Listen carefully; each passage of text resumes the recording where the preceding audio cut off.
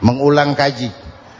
Nabi Nuh salah seorang rasul yang masuk ulul azmi 5 besar, karena memang perjuangannya menggambarkan satu usaha yang ulet dan luar biasa.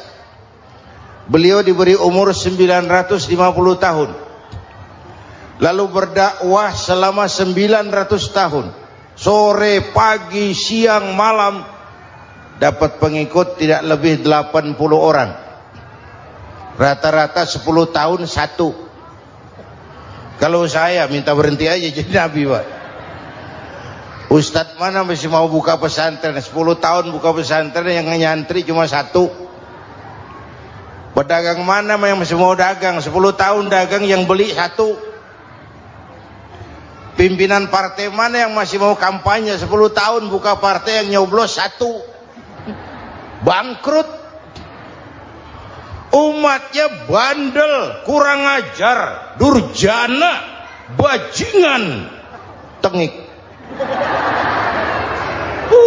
Umatnya Nabi Nuh ini kalau diceramahi telinganya ditutup dengan tangannya. Nabi Nuh akhirnya rekes, Tuhan, siang malam saya berdakwah kepada umat ini, tiap kali saya sampaikan dakwahmu mereka tutup telinganya dengan tangannya, alergi dengar ceramah. Apa itu ceramah? Non profit. Saudara-saudara, jadi mau kamu gimana, Nuh? Sudah Tuhan, habiskan saja orang kafir. Nanti kalau punya anak, anaknya pun kafir lagi. Lebih baik bapak moyangnya sikat habis. Biasanya kalau bapak kalong, anak kampret. Bapak nyolong, anak nyopet. Fotokopi gimana aslinya? Hampir habiskan saja. Itu mau kamu, Nuh? Iya. Oke. Nanti aku turunkan banjir, Nuh. Buat kapal. Dengan apa saya harus buat kapal, Nuh? Ya dengan kayu, kata Tuhan. Kayunya dari mana, Tuhan? Ya dari pohon, Nuh. Pohonnya belum ada, Tuhan. Ya tanam dulu, Nuh. Bikin kapal, kayunya nanam pohon. Apa artinya? Perjuangan perlu kesabaran. Sukses itu ada prosesnya. Nggak bisa simsalabim abracadabra lalu kita mau sukses. Semua ada prosesnya. Walaupun kenyataannya begitu. Sukses banyak bapaknya, gagal itu yatim. Kalau kita sukses banyak yang ngakuin. Yang baru ketemu pakai manggil encing. Ketemu baru. Tapi sukses banyak bapaknya. Gagal yatim, nggak ada yang mau ngakuin kalau kita gagal itu. Udah bikin kapal dengan kayu di tengah kampung, bikin kapal ini. Bayangkan di tengah kampung bikin kapal, orang kafir makin menjadi-jadi. Lihat Nuh, kenapa? Makin sarap. Bikin kapal di tengah kampung, mau belayar kemana? Tuh lihat, kalau orang nggak tahu tujuan, mountain setengah jalan. Proses yang dinilai bukan finalnya. Ya kayak gitu kesimpulannya. Saya enaknya sendiri. Bikin kapal. Kapal mendekati selesai. Ini orang kafir rame-rame datang ke kapal Nuh. Mau apa? Buang najis. Sakit perut berangkat ke kapal Nabi Nuh. Nongkrong. Dapat 2-3 tumpuk pulang. Lantai kapal dengan najis manusia. Inilah perjuangan. Bukan jalan raya lurus bertabur bunga di kanan kirinya. Banyak ondak dan duri, fitnah, caci maki, antipat, segala macam. Nuh. Ada orang tua dasar kafir, kurang ajar, sudah stroke berangkat juga ke kapal Nuh. Mau buang najis, pincang-pincang digotong orang. Selesai buang najis, dia bangun mau pulang, pegangan tiang kapal terpeleset, jatuh di atas tumpukan najis.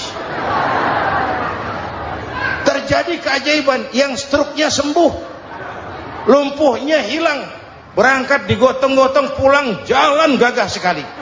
Tapi orang pekampungnya heran, ente sudah sembuh? Sudah. Berobat di mana? Kok begitu paten? Di kapal Nuh. Masih banyak.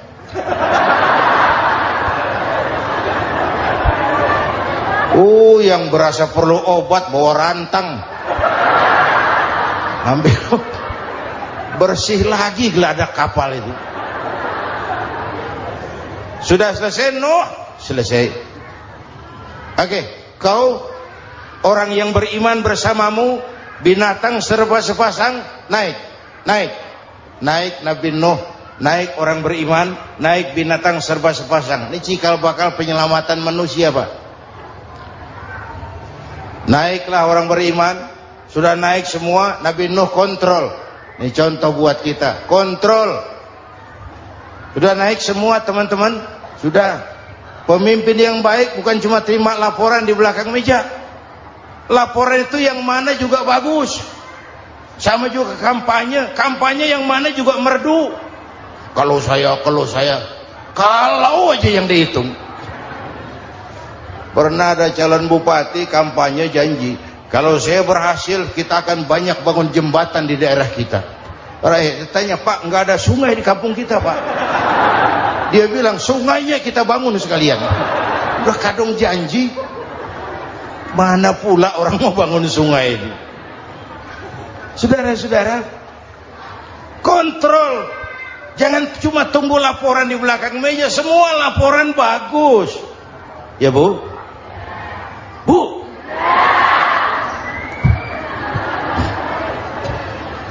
Nabi Nuh kontrol. Sudah naik semua? Sudah Nuh. Pulan bin Pulan naik. Naik Nuh. Paimin bin Tukijo. Naik. Kami lihat naik. Ada orang Jawa juga, Kiai? Ada. Sudah kontrol. Kanan anak saya ikut nggak naik kapal? Kami tidak lihat itu Nuh. Kanan. Ini potret.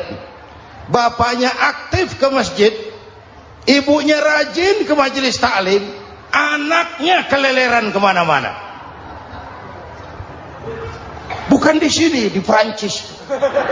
Udah di sini insya Allah sama.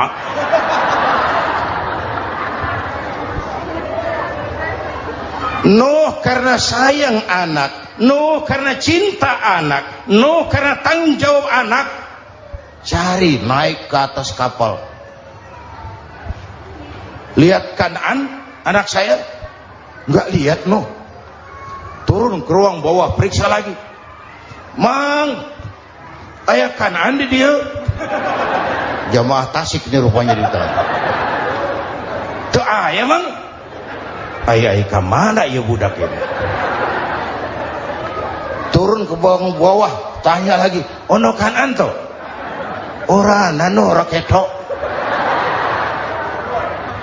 Rombongan Jawa Tengah naik ke atas buritan. Dari buritan kelihatan ternyata Kanaan tidak ikut naik kapal, kumpul di darat bersama orang kafir. Ini potret kita sekarang. Kumpul sama orang kafir, hanyut anak-anak kita, ditelan budayanya orang kafir, ditelan tradisinya orang kafir, ditelan pergaulannya orang kafir. Nuh karena sayang anak dari atas manggil. Dalam Quran dijelaskan itu. Karena Nabi Nuh di atas, Kanaan di bawah, teriak, ya bunayyar kam ma'ana. Begitu dalam Quran ayatnya. Cuma ini pakai gaya memanggil supaya kelihatan kegambar, kira-kira Nuh manggilnya begitu. Ini namanya gaya dakwah, Pak. Kalau ceritanya datar nggak menarik. Maka Nuh memanggil Kanaan, ya bunayyar kam ma'ana. Kata yang dengar, ini gaya orang manggil, ya bunayyar kam ma'ana. Kanaan, kesini nak, naik kapal sama papi. Kata Kanaan di bawah itu, enggak mau papi, John di sini saja. Kata Nuh, jangan nak, Allah sedang murka, akan turun banjir. Kalau datang banjir papi, sa'awi ila jabalin ya'simuni minal ma', saya akan naik ke gunung tinggi yang bisa menyelamatkan saya dari banjir. Kan'an naik ke gunung, gunung dihantam banjir, Kan'an mati sampai sekarang. Yang kelima, Nabi Musa, kisah Muharramnya ini lahir dalam kondisi yang sulit karena Fir'aun mimpi akan lahir seorang anak dari keturunan Bani Israel yang akan menghancurkan kerajaannya. Kata Fir'aun, sudah lahir belum anaknya? Belum. Kalau gitu mulai malam ini laki-laki dilarang bergaul sama istrinya. Semua perempuan hamil di bawah pengawasan negara. Mulai hari ini kalau lahir anak laki-laki terutama Bani Israel, penggal. Satpol PP disiapkan. Udah ada kayaknya. Ada. Patroli. Bayangkan, Fir'aun itu bikin undang-undang seenaknya sendiri. Apalagi merasa kekuasaannya dalam ancaman. Penguasa manapun kalau merasa dalam ancaman, panik. Padahal kekuasaan itu kayak harimau, makin lama ditaiki makin sulit turun. Kenapa? Karena macannya makin lapar. Naik terus capek, turun dimakan harimau, serba sulit. Saudara-saudara, kalau kita mau belajar dari Pak Harto, saya melihat kekurangan Pak Harto cuma satu, terlambat berhenti.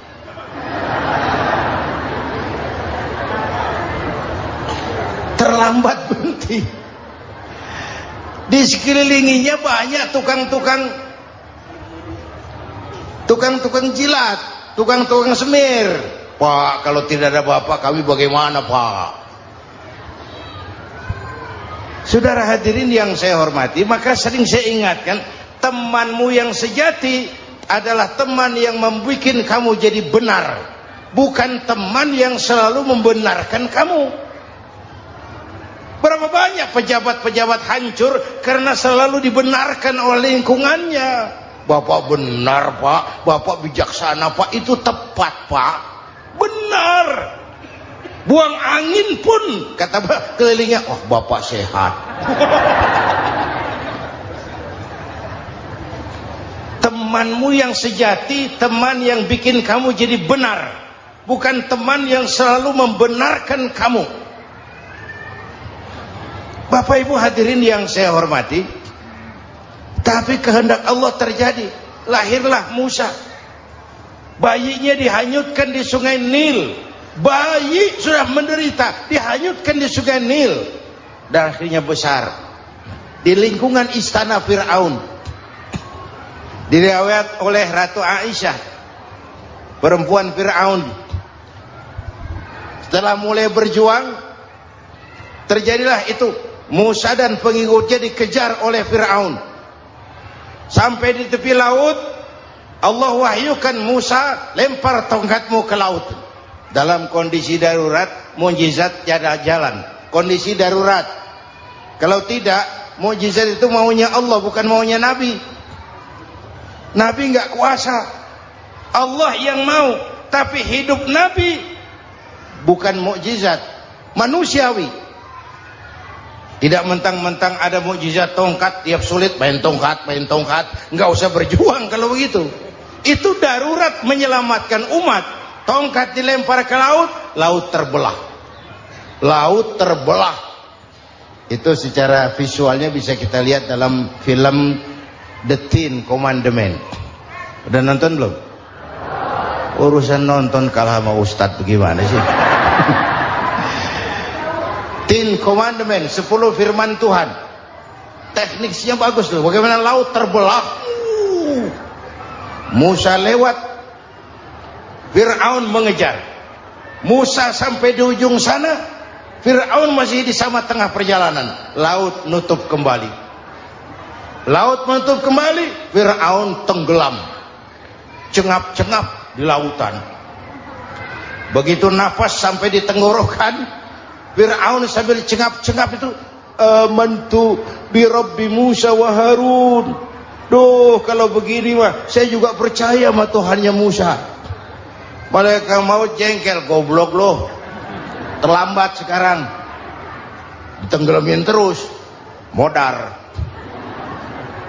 Musa selamat, Fir'aun mati, jenazahnya, jasadnya terdampar di pinggir laut. Beberapa waktu kemudian ditemukan orang, dimumi, dibalsem, diawetkan. Itu sesuai janji Quran, wa kadzalika nunajjika bi badanika litakuna liman khalfaka ayah. Kami selamatkan badan kamu agar jadi pelajaran bagi orang-orang sesudah kamu nanti. Janji Quran tepat. Janji itu 14 abad yang lalu.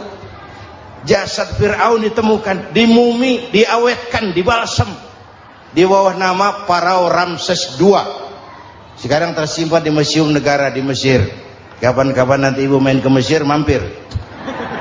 Naik ojek paling berapa itu? Oh, orangnya tinggi, hidungnya mancung, pokoknya pantaslah jadi Fir'aun.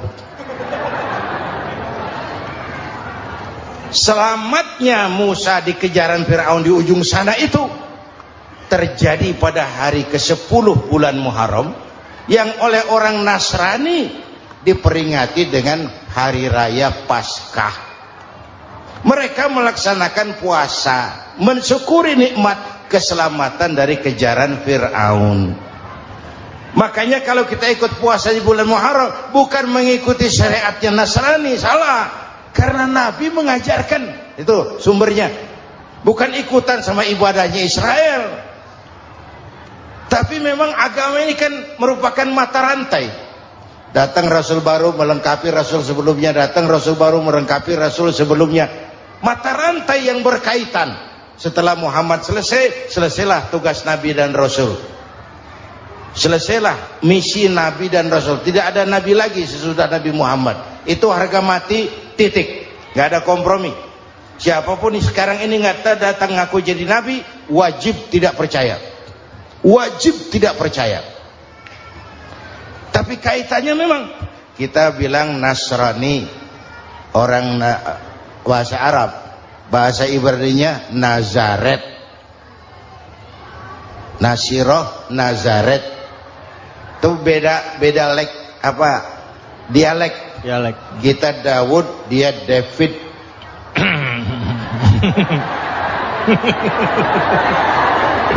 Ibrani. Kita Ali, dia Alek.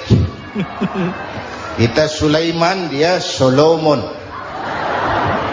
Kita Camat, dia Comot. Ini yang ngomong ini comot sembarang.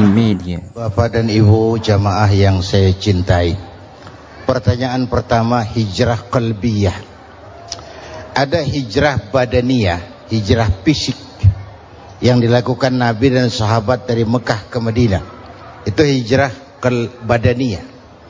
Ada hijrah qalbiyah, hijrah hati. Dan ini yang kita perlukan sekarang. Karena refleksinya akan membias kepada alur kehidupan. Kalau hati kita mau berhijrah, fisik akan ngikuti. Hijrah dari tempat, dari malas ibadah menjadi rajin ibadah. Hijrah dari maksiat kepada yang ma'ruf, dari berpecah belah menjadi bersatu. Hijrah seperti itu yang sangat kita perlukan. Apalagi masyarakat ini paternalistik. Kita harus hijrah mental sekarang ini. Maka yang disampaikan tadi benar. Seorang ketua MK siap mengundurkan diri kalau terbukti anak buahnya terlibat suap. Itu walaupun siap, tapi sudah angin segar buat rakyat. Bahwa masih ada banyak insya Allah pejabat kita yang punya harga diri. Walaupun ada juga pejabat kita yang muka tembok, kulit badak, kuping kebo. Muka tembok, kulit badak, kuping kebo. Biasanya kalau kereta api tabrakan di negara-negara maju, Menteri Perhubungannya mundur. Di kita petugas palang pintu dipecat. Jauh sekali menteri sama petugas palang pintu. Yang benar-benar diadili yang krocok-krocok, kopral-kopral gitu. Padahal hadisnya jelas, ar-rashi wal murtashi finnar, yang nyuap dan yang nerima suap dua-duanya neraka. Kasus potret belakangan ini, yang nerima suap, yang diuber, yang nyuap aman, yang nyuap aman, yang korupsi pajak dikecil-kecilin, yang ngemplang pajak aman, padahal ngemplang pajaknya triliunan, padahal dia sudah dikasih fasilitas oleh negara mengelola sumber daya alam negara yang artinya milik rakyat. Dia harus bayar pajak, uang pajaknya dikumpulkan bagi sebesar-besar kemakmuran rakyat. Itu tindakan merugikan rakyat. Karena itu betul, saya setuju, hijrah qalbi yang perlu kita lakukan sekarang. Hijrah hati. Kita ini bangsa Indonesia, seperti timnas. Timnas sekarang anak-anak muda sudah berani pakai baju PSSI. Iya. Kenapa? Menang. Coba kalau kalah terus, nanti menang. Tapi bangsa Indonesia itu memang seperti timnas, namanya kesebelasan. 11 orang. Walaupun ada pemain bintang, ya ada presiden, gubernur, menteri, itu bintang-bintang. Tapi bintang baru ada artinya kalau dibantu 10 pemain yang lain. Cristiano Ronaldo, siapa itu? Penyerang tengah Real Madrid, bintang. Lionel Messi, siapa lagi? Barcelona. Bercelana.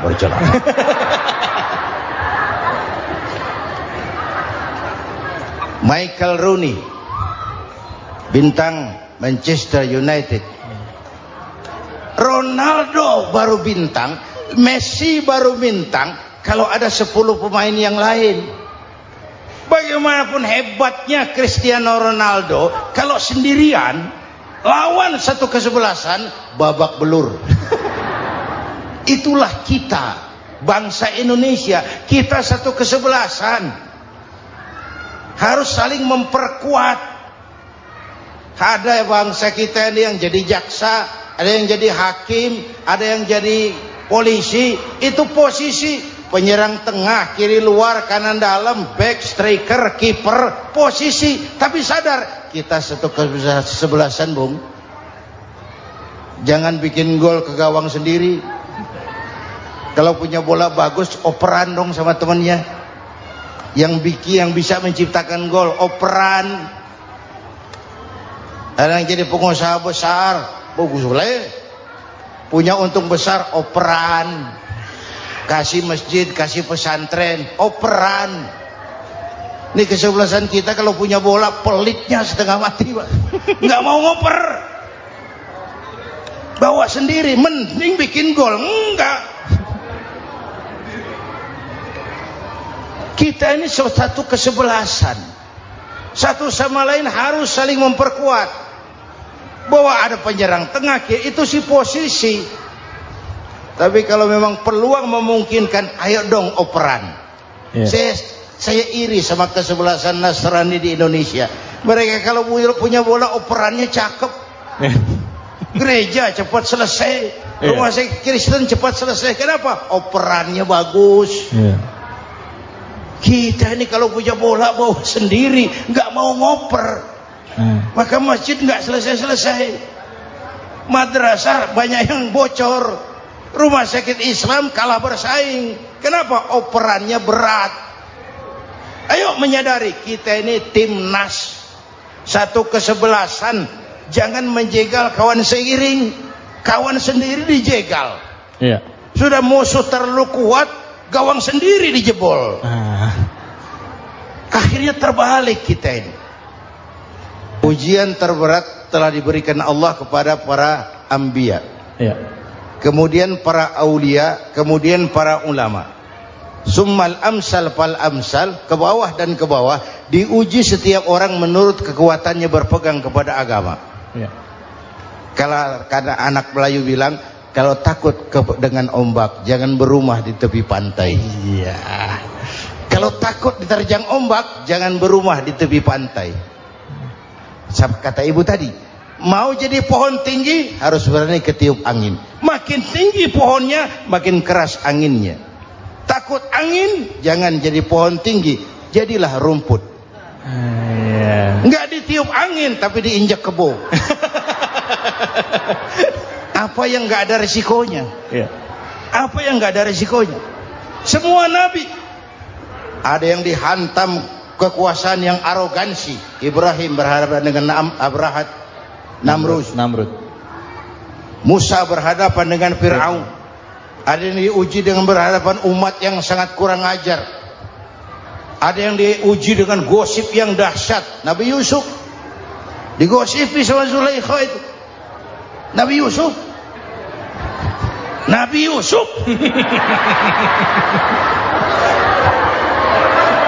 Yusuf.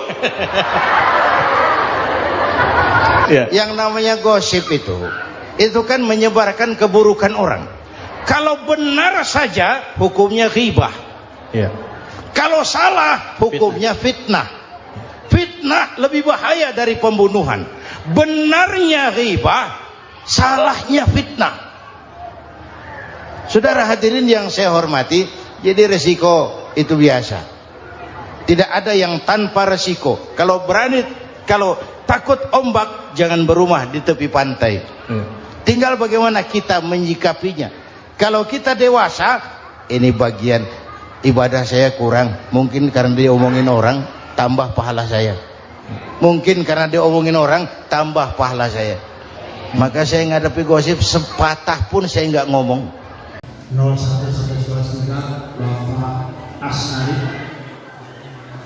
diteraskan kepala desa 903 sampai 09 Bapak Haji Sulaiman masih kene rekeningan Bapak RW. Jadi ya Pak RW ayat di uyurnya kepala desa Bapak Haji Sulaiman RW itu Bapak cangkem. Kemudian Bapak kepala desa sabada Bapak Isor Bapak Sumawinata